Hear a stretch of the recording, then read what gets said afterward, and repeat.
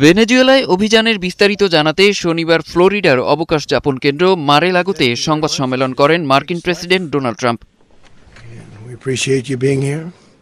এ সময় তিনি জানান, ভেনেজুয়েলার প্রেসিডেন্ট নিকোলাস মাদুরোকে আটকের অভিযান সরাসরি দেখছিলেন তিনি।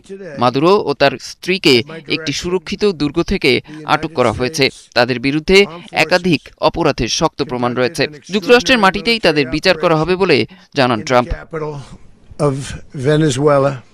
মার্কিন সামরিক বাহিনী ভেনেজুয়েলার প্রেসিডেন্ট মাদুরোকে হত্যা করতে পারত, কিন্তু তা করেনি। তাদের একটি সুরক্ষিত দুর্গ থেকে আটক করা হয়েছে। ভেনেজুয়েলায় মার্কিন বাহিনীর এই অভিযানকে যুক্তরাষ্ট্রের সামরিক ক্ষমতা ও দক্ষতার শক্তিশালী চমকপ্রদ প্রদর্শনী হিসেবে বর্ণনা করেন ট্রাম্প। তিনি বলেন, প্রথম অভিযানের সাফল্য বিবেচনায় দ্বিতীয় হামলার প্রয়োজন নাও হতে পারে, তবে প্রয়োজন হলে দ্বিতীয় দফায় হামলা চালাতে প্রস্তুত রয়েছে যুক্তরাষ্ট্র। শনিবার যুক্তরাষ্ট্র যা করেছে বিশ্বের কোনো দেশই তা করতে পারত না। খুব সংক্ষিপ্ত সময়ে এটা করা সম্ভব হয়েছে। ভেনেজুয়েলার সামরিক সক্ষমতাকে অক্ষম করা হয়েছে। আমরা আসলে ধরেই নিয়েছিলাম যে দ্বিতীয় একটি ধাপ প্রয়োজন হবে, কিন্তু সম্ভবত তা লাগবে না। প্রথম হামলাটি এতটাই সফল হয়েছে যে আমাদের হয়তো দ্বিতীয়টি চালাতে হবে না। এদিন ভেনেজুয়েলা নিয়ে তার পরবর্তী পরিকল্পনা তুলে ধরেন ট্রাম্প। তিনি ঘোষণা দেন, শান্তিপূর্ণভাবে ক্ষমতার হস্তান্তর না হওয়া পর্যন্ত ভেনেজুয়েলার শাসন ব্যবস্থা পরিচালনা করবে যুক্তরাষ্ট্র।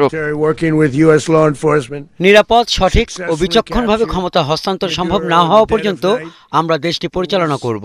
আমরা চাই না অন্য কেউ ক্ষমতায় এসে আবার সেই একই পরিস্থিতি সৃষ্টি করুক যা দীর্ঘ সময় ধরে আমরা দেখে আসছি।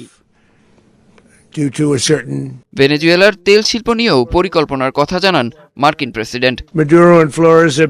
আমাদের কাছে বিশ্বের সেরা, সবচেয়ে বড়, অসাধারণ তেল কোম্পানি আছে। আমরা ভেনেজুয়েলার তেল শিল্পে অত্যন্ত সক্রিয়ভাবে যুক্ত থাকব।